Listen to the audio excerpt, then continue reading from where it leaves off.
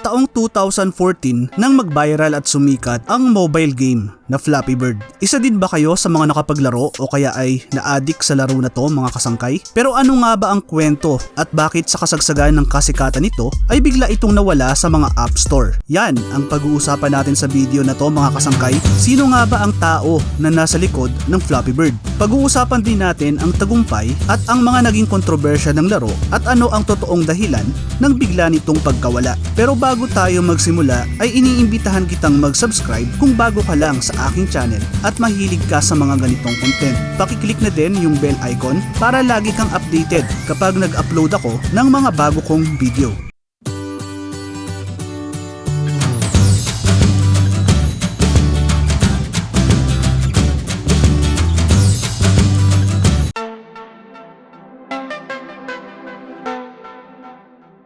Ang kwento ng Flappy Bird ay nagsimula sa creator nitong si Dong Nguyen, isang Vietnamese game developer. Gaya ng ibang bata ay nahilig si Nguyen sa mga video games gaya ng Super Mario Brothers na magiging malaki ang parte sa gagawin niyang laro. 16 anyos pa lang si Nguyen nang magsimula siyang mag-coding o yung pagsusulat ng mga codes para sa mga application. Sa edad na 19 anyos naman ay nakapasok siya na intern sa Punch Entertainment, isang video game company sa Vietnam. Dito niya napansin na ang pinakasikat na game noon sa iPhone na Angry Birds ay medyo komplikado. At dito nga nabuo ang ideya niya na gumawa ng isang simpleng laro na pwedeng laruin ng mga tao nang mabilisan lang.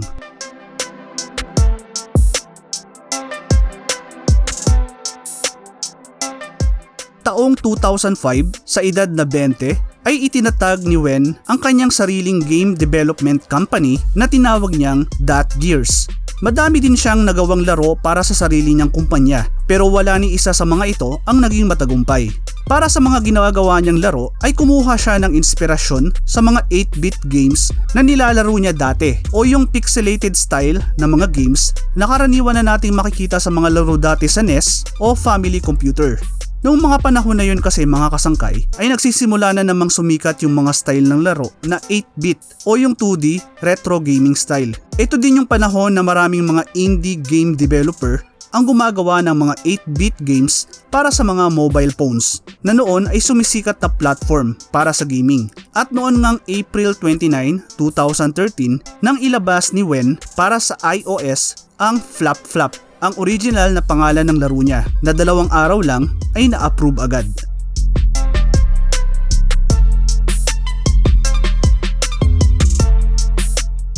Dahil meron ng laro na may pangalang Flap Flap ay napilitan si Nguyen na palitan ang pangalan ng laro niya sa Flappy Bird.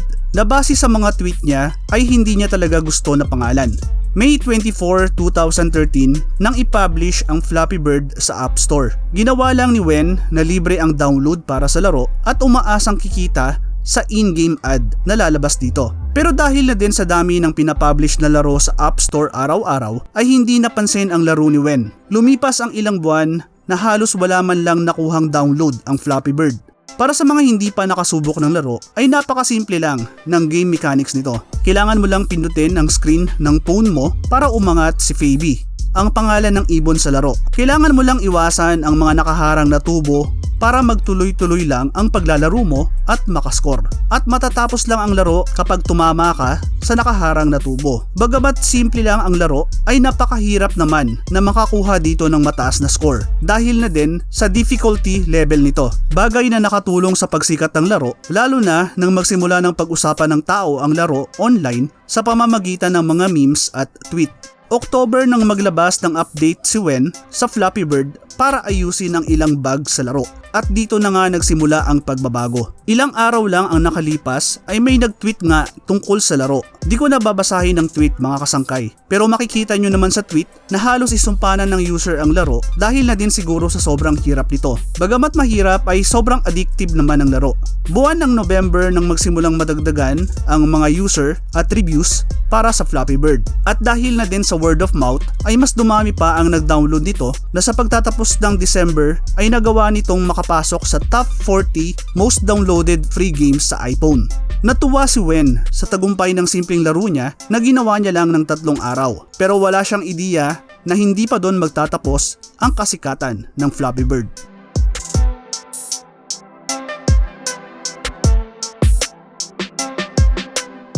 Matapos makapasok sa top 40 sa pagtatapos ng 2013, ay nakapasok naman sa top 10 ang Flappy Bird sa simula ng 2014. At noon ngang January 17, 2014 ay tuluyan na itong nag-viral at naging number 1 at naging pinaka-popular na free app sa buong mundo. Mas lalo pa itong sumikat ng laruin na ito ng mga kilalang internet celebrity gaya na lang ni PewDiePie, ang pinakamalaking YouTuber noong panahong iyon. Pagdating nga ng February ay nag-number 1 ang Flappy Bird sa iOS Store chart sa higit 100 bansa. Madami din ang mga nag-review ng laro na ang iba ay natutuwa dahil nakaka-addict nga ang laro habang ang iba naman ay naiinis dahil sa sobrang hirap nito. Hindi inaasahan ni Wen ang naging tagumpay ng Flappy Bird, maging ang pera nakikitain niya dito. Ayon sa ulat ng The Verge ay kumikita daw si Wen ng $50,000 o higit 2.4 million pesos kada araw ng kasagsagan ng kasikatan ng laro. Nakakalula, di ba mga kasangkay? Ako, siguro yung pinakamalaki ko ng kinita sa isang araw ay 5,000 pesos o kung sa dollar ay $100. Sisiw na sisiw sa kinita ni Wen. Kayo mga kasangkay, nasubukan nyo na bang kumita ng malaki sa loob lang ng isang araw? Share nyo naman at comment nyo sa baba.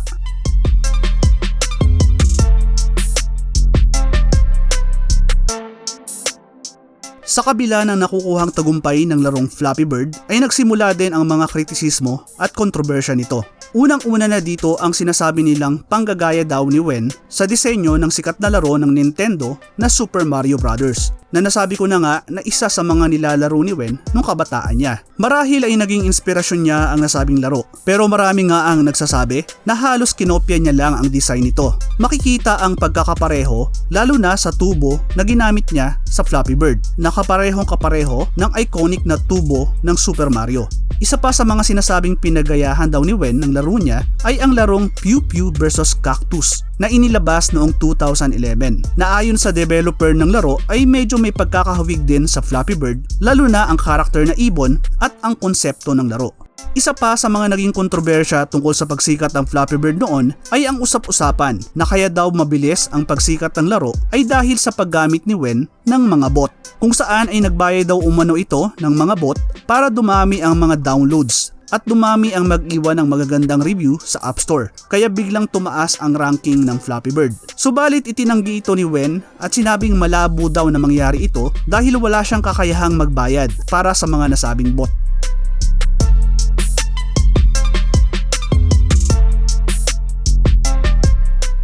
Dahil sa nakuhang tagumpay ng isang simpleng laro na ginawa ng isang di kilalang developer, ay lubhang nagkaroon ng matinding interes ang media kay Dong Wen. Marami ang mga nais na ma-interview siya. May mga investor na inoferan siya ng pera at suporta para sa laro. Pero marami din ang mga taong nag-message sa kanya ng mga di magaganda. Lalo na nang lumabas ang article ng The Verge kung saan ay inulat nga nila ang pagkita ni Wen ng $50,000 o higit 2.4 million pesos kada araw mula sa Flappy Bird. Marami ang nag-akusa sa kanya na yumaman daw siya dahil sa pagnanakaw sa disenyo ng Nintendo. Lumabas nga ang usap-usapan noon na kakasuhan daw ng Nintendo si Wen.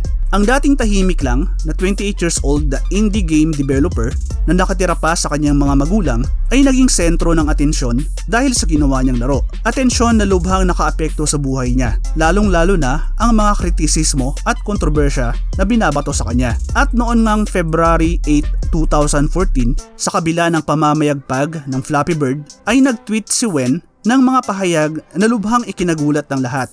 Ayon sa kanyang tweet, sa kabila ng tagumpay ng Flappy Bird ay sinira nito ang buhay niya at kinamuhian niya nga ito. Humingi siya ng paumanhin sa mga user ng Flappy Bird at nagsabing sa loob ng 22 oras ay tatanggalin niya na ito.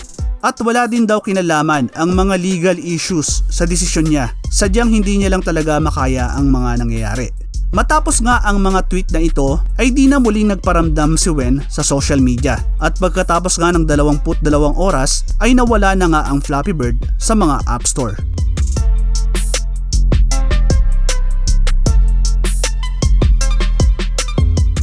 Matapos mawala ang Flappy Bird sa mga App Store ay pinag-usapan sa media ang nangyari. Marami ang nagulat dahil nasa kasagsagan ng kasikatan ng laro at malaki ang perang kinikita ni Wen dito. At dito na nga nag-umpisa ang iba't ibang espekulasyon sa totoong dahilan ng pagkawala ng Flappy Bird. Isa sa mga sumikat na usap-usapan nun ay dahil daw sa Nintendo, na kinasuhan nga daw nila si Wen dahil sa paggamit ng mga disenyo na pag-aari nila. Pero pinabulaanan ito ng Nintendo nang magbigay sila ng official statement sa The Guardian, kung saan ay sinabi nilang walang katotohanan ang mga lumalabas na espekulasyon. Hindi din siya kinasuhan ng developer ng Pew Pew vs Cactus na sinasabing pinagkopyahan niya din ng Flappy Bird. Kaya masasabi natin na wala ngang kinalaman ang legal issues sa naging desisyon ni Wen.